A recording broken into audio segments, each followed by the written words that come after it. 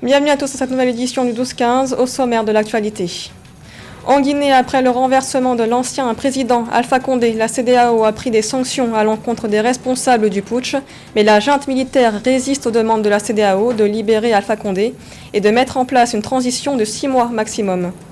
L'Éthiopie signe un accord avec une compagnie marocaine pour la mise en place d'une usine d'engrais, un projet pour renforcer le secteur agricole et répondre à la hausse de la demande en engrais. Et puis un pont routier relie désormais le Cameroun et le Nigeria. L'infrastructure permet d'assurer la liaison transfrontalière entre les deux pays et faciliter le commerce. Et à la fin de ce journal, le retour sur la compétition de l'afro-basket féminin qui a eu lieu au Cameroun ce samedi avec José Douglas. Après les sanctions prises par la CEDEAO à l'encontre des membres du CNRD au pouvoir en Guinée, la junte militaire dirigée par le colonel Doumbouya a répondu par une fin de non-recevoir aux recommandations de la CEDEAO concernant une transition limitée à 6 mois maximum et leur demande de libérer le président déchu Alpha Condé, Aménéchi. En Guinée, le Comité national du rassemblement et du développement CNRD a organisé son premier point de presse à Conakry. Consacré au bilan de la visite des chefs d'État de la CEDEAO, les échanges ont porté sur l'avenir du pays après le putsch du 5 septembre de la junte dirigée par le colonel Doumbouya. Cette dernière semble résister aux exigences de l'organisation régionale concernant la libération du président déchu Alpha Condé et une transition limitée à 6 mois maximum. Ensuite, les nouvelles autorités ont mis en place un compte communiqué indiquant qu'ils prenaient acte de ce communiqué-là et surtout, ils pensaient que la volonté du peuple était supérieure à la volonté de la CEDEAO. Et je pense qu'au-delà de ça, il faut être prudent avec les nouvelles autorités car un délai de 6 mois, bien sûr, est assez court, mais il faudrait mettre à pression afin qu'il y ait des élections qui soient organisées afin de légitimer vraiment les nouvelles autorités en place. Rappelant être dans une logique de concertation nationale pour tracer les grandes lignes de la transition que conduira un futur gouvernement d'union nationale, le CNRD affirme que seul le peuple souverain de Guinée décidera de son destin. Rappelons que l'organisation ouest-africaine a décidé de sanctions ciblées à l'encontre des responsables de la junte. Notamment l'organisation des élections dans un délai de 6 mois et aussi une interdiction de voyager pour les membres du CNRD en plus du gel de leur avoir. Je pense que le CNRD a pris acte de cette décision et surtout invite que la volonté du peuple est supérieure à la volonté de la CEDEAO. On sait que malheureusement il y a une forme de CEDEAO à deux vitesses, une CEDEAO politique, et le peuple de Guinée critique surtout la CEDEAO de ne pas être intervenu au moment crucial en Guinée. Le colonel Doumbouya, désigné comme actuel président de la République et chef de l'État guinéen, n'a donné aucune indication sur le contenu et la durée de la transition, ni comment seraient organisées les élections. L'homme a toutefois affiché sa volonté d'une refondation de l'État. Et dans l'actualité également, vendredi, le président américain Joe Biden a signé un décret qui permet de prendre des sanctions à l'encontre des belligérants du conflit en Éthiopie. Le dispositif devrait permettre de mettre en place des négociations en cas d'absence de progrès au Tigré. Le chef de la rébellion tigréenne réclame un retour aux positions d'avant-guerre. Et le chef du gouvernement éthiopien, Abiy Ahmed, a répondu dimanche à Joe Biden. Dans une lettre ouverte, il a affirmé ne pas succomber aux conséquences d'une pression d'individus mécontents, selon lui, et prétend être incompris et calomnié et d'avoir affaire à des forces terroristes. Et toujours en Éthiopie, une usine d'engrais local devrait bientôt voir le jour. Un accord de développement conjoint a été signé avec le groupe marocain OCP ce 18 septembre. Ce projet devrait contribuer à répondre à la hausse de la demande en engrais dans le pays. Marie-Raphaël Antolo. Un accord signé entre le ministre éthiopien des Finances et le groupe marocain OCP, qui est une société anonyme et premier exportateur de phosphate brut dans le monde, permettra à l'Éthiopie de voir naître une usine d'engrais local. Toutefois, cet accord se base sur la faisabilité, l'évaluation d'impact conceptuel, environnemental et social et les études hydro- et géotechniques qui ont été menées dans le pays. L'Éthiopie, dans sa stratégie et dans sa réflexion, souhaite diminuer de manière importante ses importations, sachant que le pays a des besoins très importants au niveau des engrais, puisque ça représente aujourd'hui plus de 1,4 milliard de dollars par an, et on dit, selon certains observateurs, que ça pourrait atteindre jusqu'à 2 milliards de dollars par an. Via ce projet-là, qui est un coût faramineux, puisque OCP n'a jamais autant investi en dehors des frontières marocaines dans un autre pays du continent, en investissant donc plus de 2,4 milliard de dollars dans cette usine à production d'engrais. Il y a donc cette visée d'être autosuffisant à l'horizon de 2030. D'après les clauses de l'accord, un complexe d'engrais intégré sera établi à Dirkdawa en utilisant les ressources de gaz éthiopiens et d'acide phosphorique marocain. Par ailleurs, le ministère éthiopien des Finances s'est dit fermement convaincu que ce projet contribuera de manière significative à répondre à la demande croissante d'engrais de l'Éthiopie. On est là dans une plateforme intégrée mondiale parce que l'Éthiopie pourrait quand même être l'un des grands pays producteurs d'engrais comme ça en Afrique de l'Est, et ce qui sera important pour la sous-région Afrique de l'Est, c'est le Common Market of East and South African.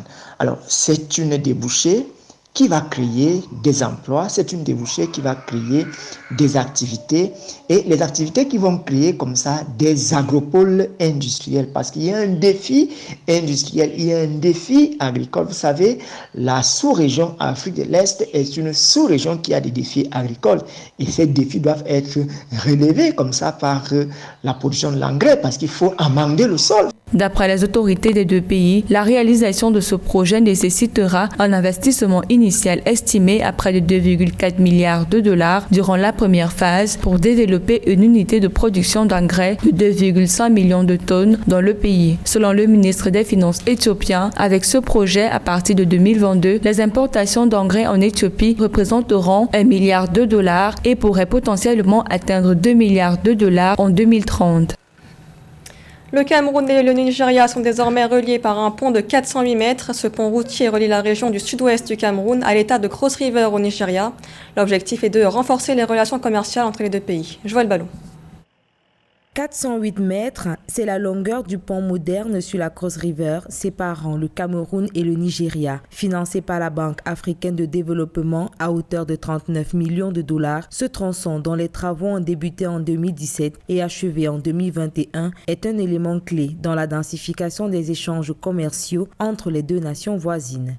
Ce pont est tout un symbole parce qu'il ne réunit pas simplement deux pays, mais deux régions, à savoir la CEMAC et la CEDEAO. Donc on espère qu'avec cet ouvrage, on pourra établir une très forte intégration et aussi bénéficier des effets induits de la ZLECAf, c'est-à-dire la zone de libre-échange continentale africaine. Donc c'est un espoir d'une forte intégration économique, des initiatives de paix.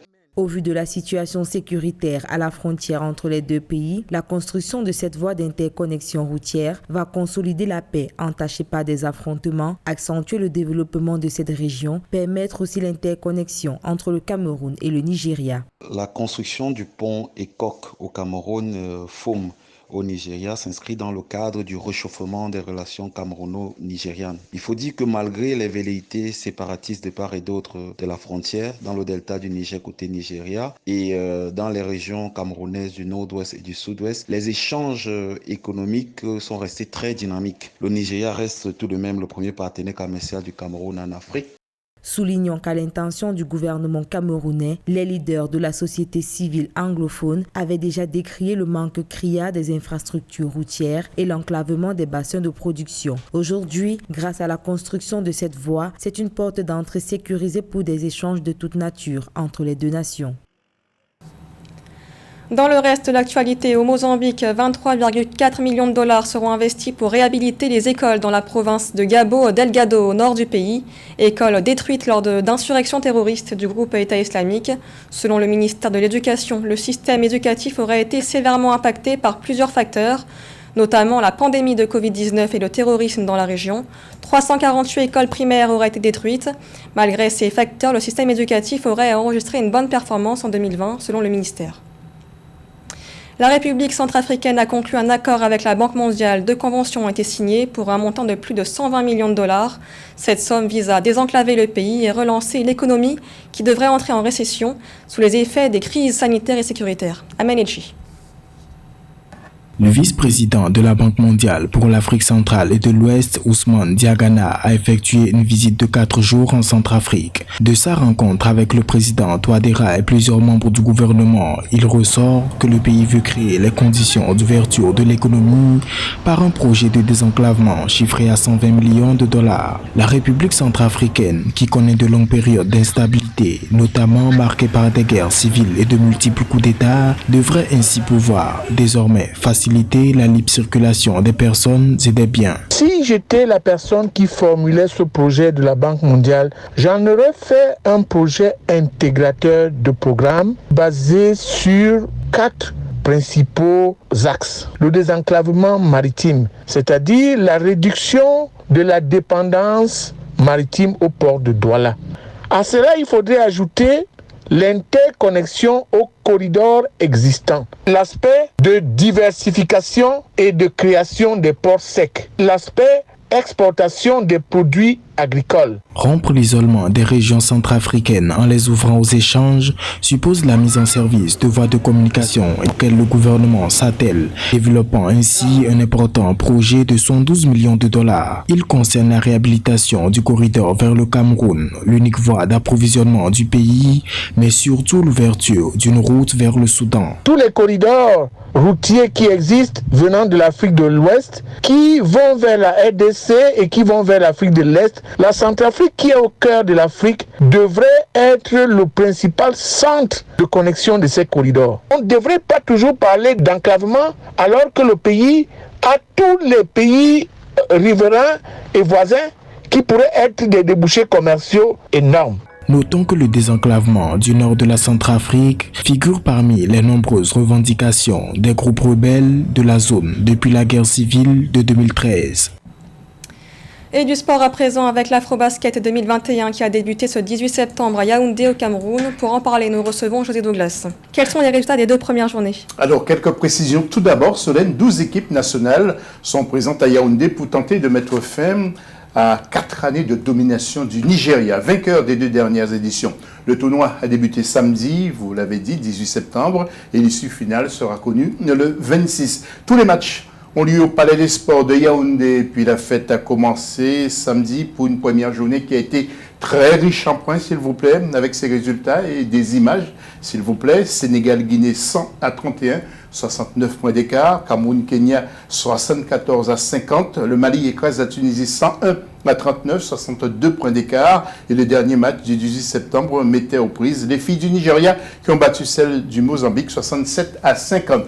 On a joué aussi ce dimanche 19 avec des rencontres en groupe A. Tout d'abord, Kenya-Cap-Vert 61-58, en groupe B, Mozambique-Angola. Eh bien, c'est l'Angola qui l'emporte 70-61. En groupe C, Guinée-Égypte 102 pour l'Égypte contre 58 pour la Guinée, 44 points d'écart. En groupe D, Tunisie-Côte d'Ivoire 69 pour la Côte d'Ivoire et 49 pour la Tunisie. Alors, quel est le regard de certains spécialistes sur cette compétition?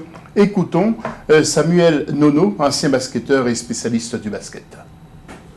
Concernant l'Afro-Basket de Yaoundé au Cameroun, c'est vrai que cette année, il y a 3 grosses équipes, dont je dirais le Nigeria, le Sénégal et le Mali.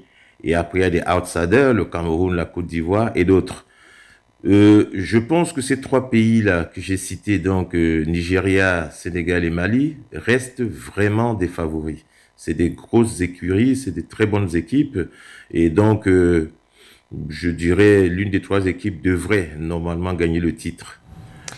Quel est le programme de ce lundi et le classement provisoire? Alors, des matchs sur lesquels nous reviendrons, bien entendu, Solène, et dans l'ordre à partir de 11h GMT, ce lundi 20 septembre, en groupe D, Côte d'Ivoire contre Mali. En groupe C, à 14h GMT, le choc Égypte contre le Sénégal. À 17h GMT, en groupe A, Cap-Vert contre le Cameroun.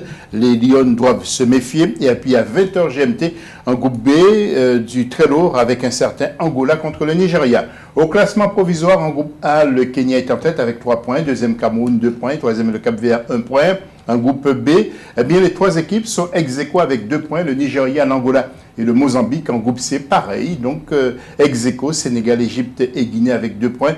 Et puis en groupe D, les 3 équipes sont aussi ex-aequo, Solène, Mali, Côte d'Ivoire et Tunisie. Et puis une toute dernière information, c'est le 2e tournoi intercontinental à Yaoundé. Après 2015, cette édition 2021 offrira au Cameroun non seulement une seconde chance de remporter son tout premier titre continental, mais aussi l'occasion de devenir le premier pays hôte à gagner le trophée à domicile depuis le Nigeria en 2005 à Abuja. Merci, ce journal a été réalisé par l'ensemble de la rédaction. Merci de l'avoir suivi. L'information continue sur Africa 24.